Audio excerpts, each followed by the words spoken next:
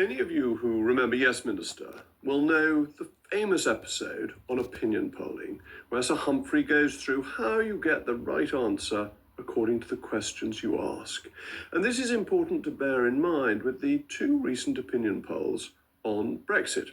The first was by More in Common, a group that is a campaigning organisation as well as a polling organisation. So it came up with a figure that 52% of people want to remain in the European Union.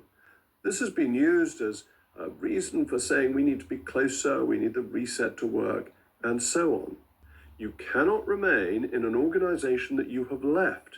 There is no option that you could put on a ballot paper saying, do you want to remain? The question would be, do you want to rejoin? And rejoin is fundamentally different from remain. Why? Because if you want to rejoin, you have to accept a different European Union from the one we left, one that requires new members to join the euro, something the British have absolutely no desire to do. The second poll, to my mind, is much more interesting, carried out on behalf of Queen Mary University by Richard Johnson. He is a supporter of the Labour Party, so carrying it out from very different political background to mine, found what people thought not about Brexit, but about who governs. Who do people want to be ruled by?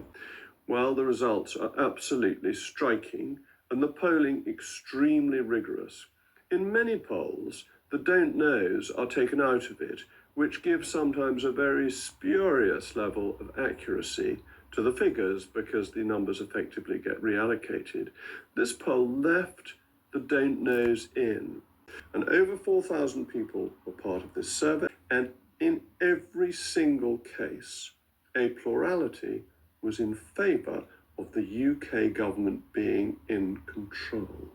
An actual majority was in favour of people having UK domestic control. That is to say, 50% plus said they wanted to be decided by the UK government, not by foreign governments or by foreign governments in collaboration. And within this majority strongly in favour of domestic control, you found that it applied across the board. So if you thought of Greens, you think the Greens, they're very pro-international collaboration, even if they don't want it decided at the EU level, surely, because they're pro-environmental and that's an international issue, they'd be in favour of international collaboration. Not a bit of it. In 11 out of the 20, even people who voted Green were in favour of UK domestic control. What about Remainers? You'd expect Remainers, the ones who said they'd like to be back in the European Union in the other poll, the majority of them, an overwhelming majority of them, wanted independence of decision-making in all these areas.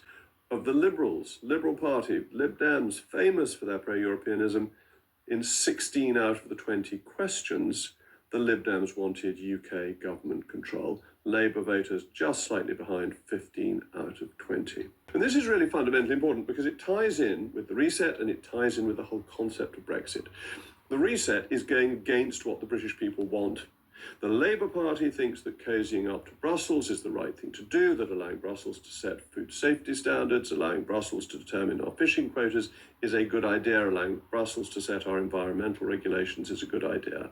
It's not. The British people rejected it in the referendum, but they still reject it today in opinion polling. They want the British government to make choices for itself.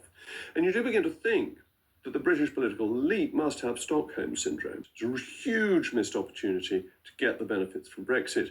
And then there was the disgraceful Windsor Framework, which leaves Northern Ireland as a satrapy, as a colony of the European Union, subject to its regulations without any proper democratic control.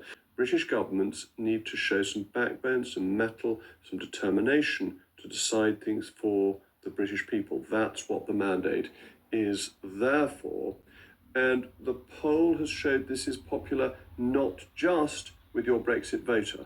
That's why it was so important that this poll didn't actually mention Brexit, because as soon as you mention Brexit, people would give answers that they would think would fit in with how they voted in 2016 or what they thought should happen now.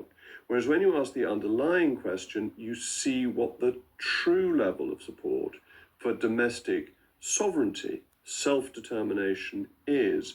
And this matters because It shows the government that efforts to get us back into the EU by stealth will be unpopular and unsuccessful. Why? Because the British people expect them to be deciding it. And that's fundamental, that they will be failing, they will be letting down the people who voted for them if they shy away from this difficult decision-making. And that's the truth. Decision-making is not easy. They just want governments to get on and make decisions, and decisions that will improve their standard of living and make their lives better.